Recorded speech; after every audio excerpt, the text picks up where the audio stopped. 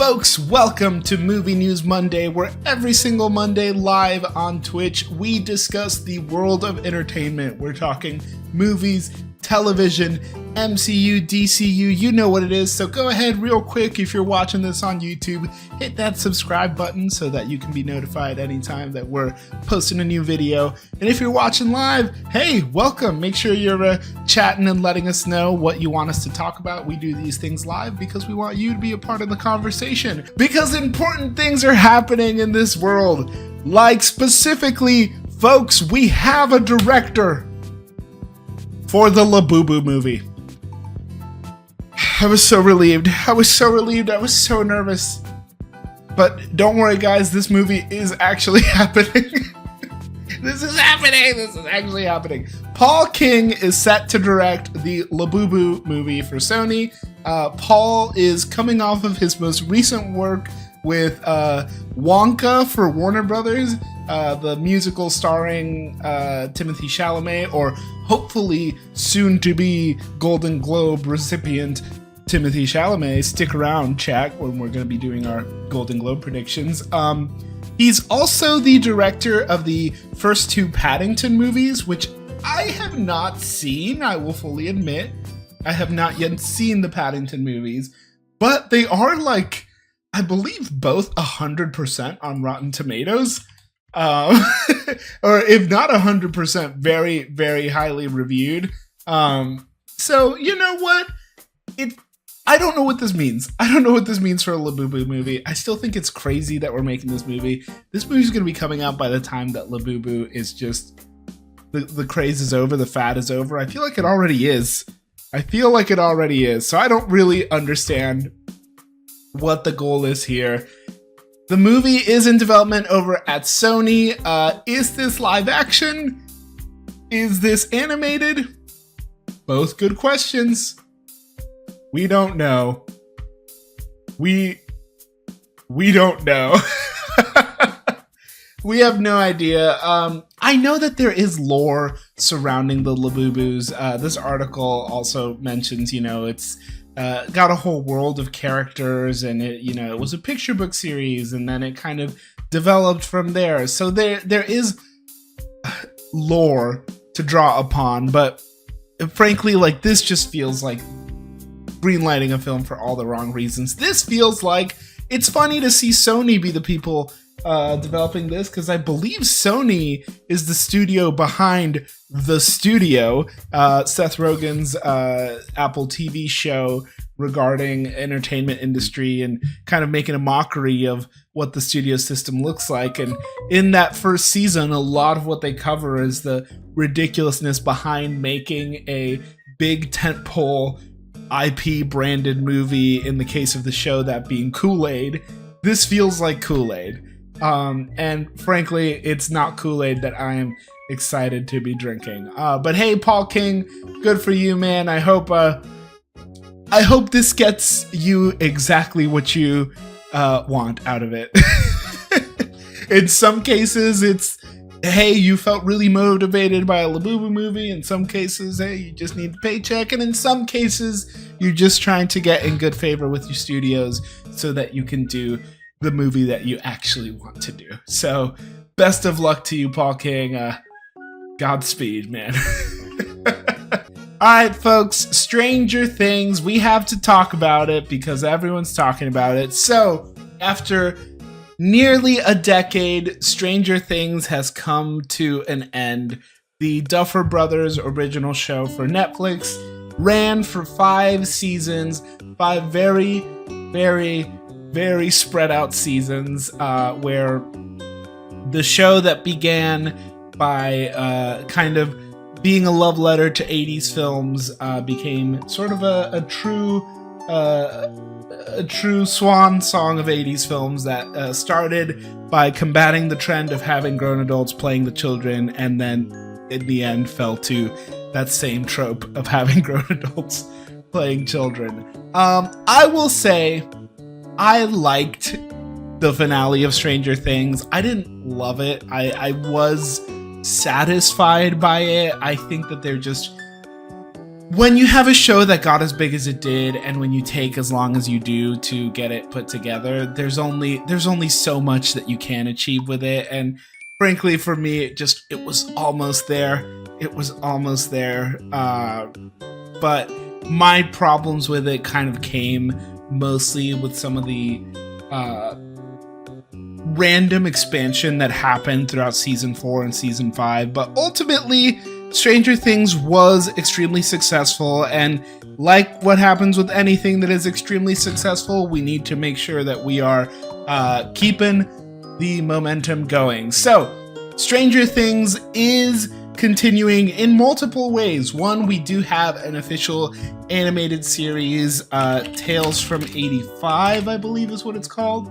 Yes, Stranger Things Tales from 85, which will be an animated series set between seasons 2 and 3, telling some tales from the summer of 85. So sneaking in a couple stories from when the kids were actually kids and before the plot got too big for its own bridges. But there is also a spin-off in the works.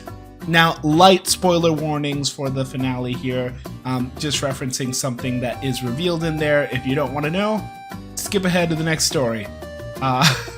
But there is going to be a spin-off in the works, and the only bit of confirmation we've received from the Duffer Brothers is that it will have to do with The Rock. And I'll leave it at that for folks who haven't seen the show, just in case. But in an interview with Variety, the Duffer Brothers explained that the spin-off is going to delve into that and explain it. You're going to understand it, but it's a completely different mythology. It's not an exploration of the Mind Flayer or anything like that. It's fresh and new, and it will answer some of the loose threads, which to me makes sense. I will say a lot of season 5, frankly, felt like a promotion for the Stranger Things First Sin, is that what it's called? The Broadway show? Stranger Things First Sin? First Shadow. The First Shadow. A lot of season 5 felt like an advertisement for the Broadway production, and I assumed that the stone, the rock, whatever you want to call it, was reference to that show, and I was like, okay, I guess, I gotta wait till it goes on a Broadway tour or something before I can find out what that means, but it looks like it's really connecting to whatever it is the spin-off they're doing. So will it be a prequel set in the 70s? Will it be something different altogether set in the 90s? I don't know. Who knows? My guess would be that they would set it in the future so that they leave the door open for some crossover to happen with different characters since everyone's getting older. They do mention, though, that this spin-off is not intended to be a vehicle to bring in different characters from the original Stranger Things. We're actually really excited. It's very exciting to work with a clean slate, completely new characters, new town, new world, new mythology, no common characters. So, will the Stranger Things spin-off be an actual, true, separate entity, or will they be relying in a lot of the goodwill and good faith that Stranger Things has, whatever may remain following the finale? Again, personally, I don't think that the finale was that problematic, and I do feel like a lot of people were really overblown with some of their reactions, but ultimately that's kind of what happens when you take so long to deliver something. People's expectations are always going to set themselves up for disappointment in some way, shape, or form. So, did you watch Stranger Things? Did you like the finale? What would you like to see as a spin-off? Do you want something completely separated? Do you want more kind of like the animated series where it's keeping some of the characters that we know and love sort of in a stasis of time? Would you like to see a sequel with some of the other original characters? I think for me personally, I would be okay just kind of, closing that book. I'd be fine with that. But I also understand that, Netflix needs to keep enough money in the bank to be able to buy Warner Brothers. And if Stranger Things is the way to do it, Stranger Things is going to be the way to do it. the one thing that I'm disappointed by is knowing that like what they did to Rian Johnson with the Knives Out trilogy, they're probably going to make the show be called like Tales from Stranger Things or A Stranger Things Story or The Strangester Things. Speaking of Netflix and Stranger Things, if you didn't know, the Stranger Things finale did screen in certain theaters. We talked about this before, but the finale didn't actually sell tickets. It sold vouchers for theaters at concessions. So it basically came down to whole rights things and attributions and payouts and everything. So in order to give fans the opportunity to enjoy the finale, which was a feature-length finale, it was about 2 hours long, in the movie theaters, they basically worked out a deal with some of those theaters where they basically get to keep most of the money. But important distinction here, that Deadline did confirm with an internal source that Netflix is exploring what that theatrical window would look like with the possible Warner Brothers acquisition, and they have been proponents of a 17-day window for theatrical releases. 17 total days in movie theaters as exclusives. So let's put that into perspective, right? A movie comes out, you have 2 weeks and then a couple more days. You basically have 2 weeks and then the rest of the next weekend, and then it's gone. Then it's gone. It's gone into Netflix or HBO Max or whatever it is. That sounds awful to me. That sounds terrible. That's not enough time for momentum to pick up. Movies, some movies make up their box office not in large quantities but in large legs, which means they kind of keep that steam going multiple weeks in a row. Even some of Netflix's surefire hits over this last year, like K-pop Demon Hunters, was not big from the get-go. It had consistent, steady growth, and that kind of stuff can happen in the movie theaters as well. AMC believes the line needs to be held at around 45 days, which is, about what it typically is, a little over a month in theaters. But who knows? Who knows how that conversation is going to go? I know a lot of people are really concerned about Netflix's promise and then sort of Netflix's push against the theatrical window and then walking it back forward. It's been a little bit complicated, so I have no idea what it is that they actually want to do, but I am nervous, which is why I believe that this battle for Netflix and Warner is far from over. But what do you think? Is 17 days enough time in theaters? If a movie comes out, is 3 weekends enough time? Or do you think it needs more than... Personally, I think it needs more than that. There's some movies that I don't see until the 4th, 5th weekend it's been in the movie theaters, just because of timing, right? Like the holidays come around, you're not going to see anything. Summer blockbusters can be hard if you have any vacation or travel going up.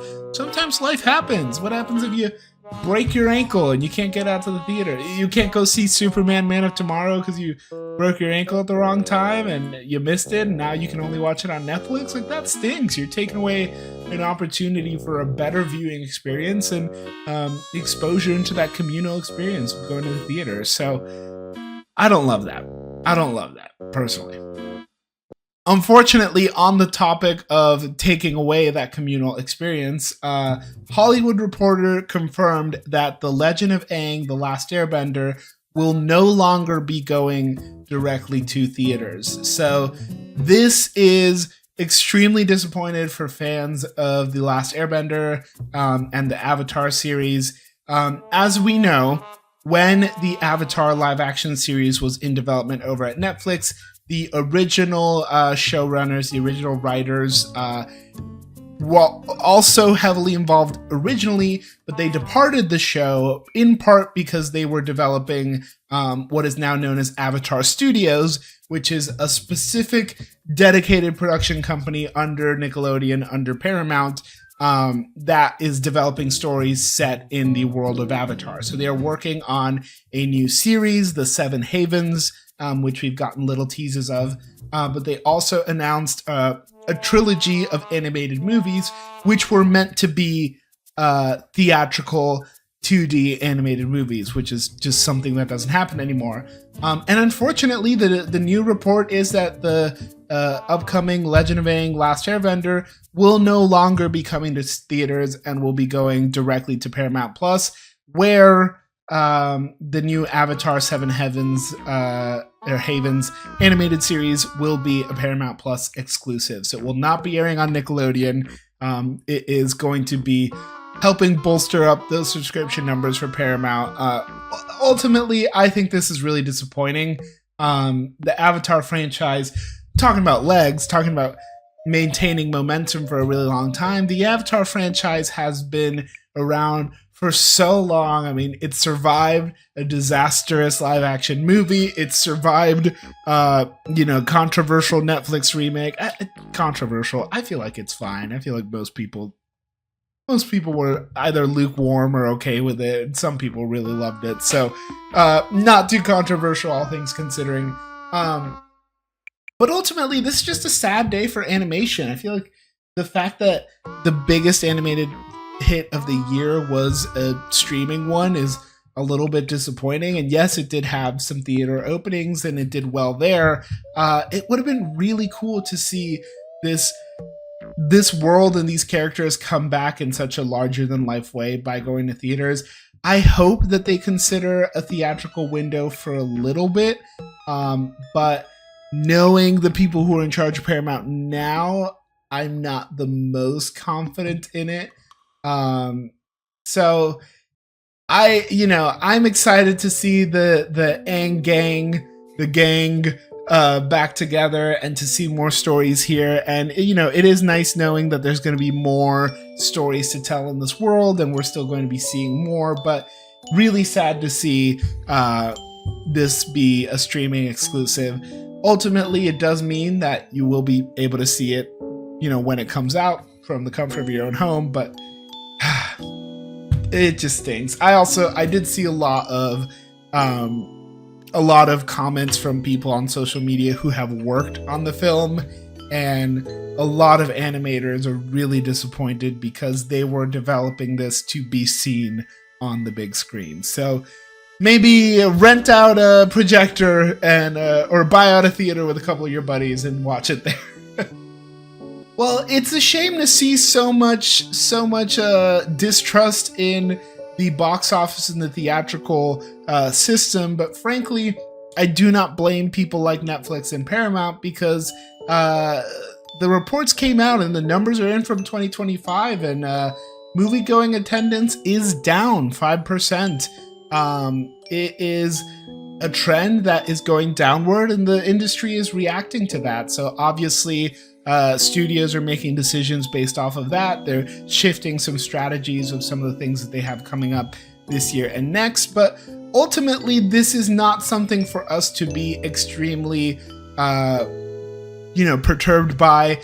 The movie-going experience has been at a little bit of a complicated time recently. On top of COVID, on top of the strikes, we just had a lot of reshuffling going around. And frankly, some of the content that's been coming out this past year has been a little bit mixed. So all of that to say, I'm not surprised to see a little bit of a decline in major movie-going audiences. I do still feel like there's a lot of really good content out there that can be enjoyed on the big screen, but let's face it, it's really tough out there, and going to the movies is a luxury, and not everyone can afford that luxury. So I completely understand that perspective. That being said, sorry. Theaters are being realistic about this. The CEO of AMC did put out a statement, which I think echoes what a lot of people are seeing, or a lot of people are feeling, is that 2026 and 2027 are really tracking to be a bounce back year. We have Star Wars coming back to the big screen. We have Spider-Man returning, the Avengers returning. The DC universe is really kicking off. We have 2 DC movies coming out in theaters this year, and we have another Superman movie coming out next year.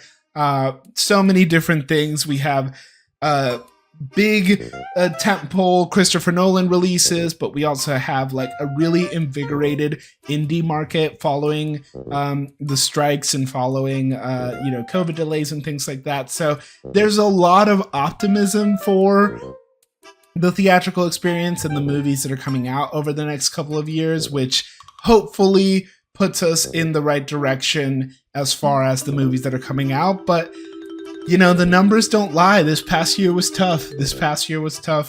For movies, and when it's a tough time for folks all around, it's felt in multiple industries, and the movies being one of them. One big thing, or rather two big things that we have coming out this year are Avengers Doomsday and Dune Part 3, Dune Messiah, which are currently both scheduled to release on December 18th, 2026. So this is lovingly being called DUNESDAY by folks. Is this going to be another Barbenheimer situation? Who knows? Right now, Warner Brothers is not planning on folding. They are apparently looking to stick with their December 18th release date for Dune. This makes sense for Dune. They did release around this window for Dune Part 2. The first Dune movie came out during the pandemic, so it's a little bit different. But it played really well for them for Dune Part 2, and it helped them remain really top of mind for a lot of the awards conversations. And with movies like, Avengers Endgame, with movies like Avatar, we've seen that November, December really become a little bit more ripe for the taking for some big tentpole blockbuster releases. That being said, Disney and Marvel Studios have already begun their marketing efforts with Avengers Doomsday. So who's to say, Warner Brothers, that Netflix deal, that check hasn't hit the bank yet. So maybe don't risk it. don't risk it. I don't know. Frankly, I would be happy if they both kept that date, because I'll have a Doomsday. I'll clear up my schedule and do. I'm assuming they're both going to be 3-hour films, so I'll put in a full works day at AMC to see both of these movies. They are kind of playing to similar audiences. I mean, they're both sci-fi, action, big heady, except of course one is a little bit more dramatic and cinematic, and one is a little bit more action-y, comic booky. So who's to say? But they both could work. I personally have a guess as to which one of them will keep the date and which one will leave, which is something we'll discuss here very shortly as we do our predictions for things that will happen in 2026. We're going to be doing that soon, so if you're live, stick around. We're going to be talking about that. And if you're watching this on YouTube later, hey, subscribe, because this will be its own YouTube video. But last but not least, folks, to end Movie News Monday on a very positive note, we don't know what's going to happen with the movie theater. We don't know what's going to happen with the Labubu movie, but we know one thing for certain is that this year, the Muppets are back, baby. Special event Wednesday, February 4th on Disney Plus and ABC. Let me just say, can you name a more iconic duo? And can you name any other streamer that called it? Because I called it, y'all. If you remember back when there was a rumor that the Muppets show would be coming back, I said, get Sabrina Carpenter with Miss Piggy. It will be legendary. And here we are. This is going to be such a great fit. I'm really excited. Looks like we're going to have a good time with it. Seth Rogen's involved, of course, as an executive producer, and it looks like he will have a cameo. We can expect maybe a couple other folks to cameo on the show, but in either case, hey, this is great, and I am extremely hopeful, as Kermit says, that maybe this is the first time in a while that we will be seeing the Muppets, depending on how good this goes. So, Wednesday, February 4th, clear off your schedule. The Muppets are back, and we deserve them. We deserve them to... Guys, we deserve the Muppets right now, okay?